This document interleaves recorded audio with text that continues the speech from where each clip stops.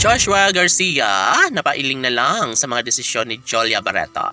Oh my God, hindi mangyayari na basta na lang naiwanan o kalimutan ang relasyong tunay ni Joshua Garcia at Jolia Barreto. Sana hindi na umano magbabago ang lahat dahil kung tutusin ay handang-handa na si Joshua at Jolia na maging makulay ang kanilang buhay relasyon. Oh my God!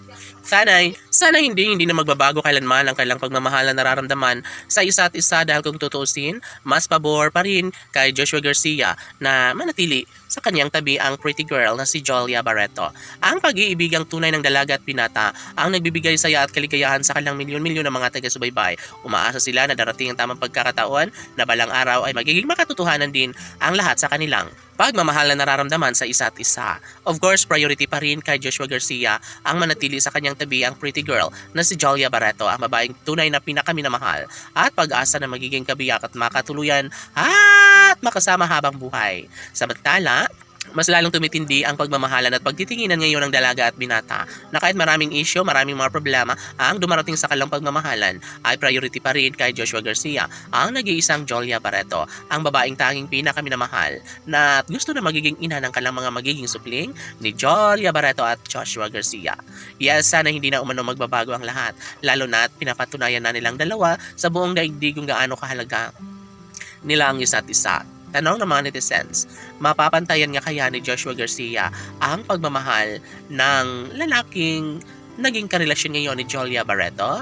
Mangyayari pa kaya na magkakabalikan ng dalaga at binata sa kanilang relasyon? OMG, takot na takot at talaga nga namang hindi na mangyayari na mawalang saysay ang lahat sa kanilang relasyon. Dahil kung tutusin, mas pabor na kay Joshua Garcia ang manatili sa kanyang tabi ang pretty girl na si Jolia Barreto, lalo na't mahal na mahal nila ang isa't isa. Syempre, ito ay isang pag-ibig na nagbibigay kaligayahan sa taong bayan kaya sana'y kanila itong patunayan. Umaasa at nangangarap at sobrang excited na ang mga fans ng Joshua Love Team. Sana nga na ngayong taon ay mabigyang katuparan na ang lahat, na sana'y magiging posible na mayakap at mahagka na magbalik na sa tabi ni Joshua Garcia ang pretty girl na si Jolia Barreto.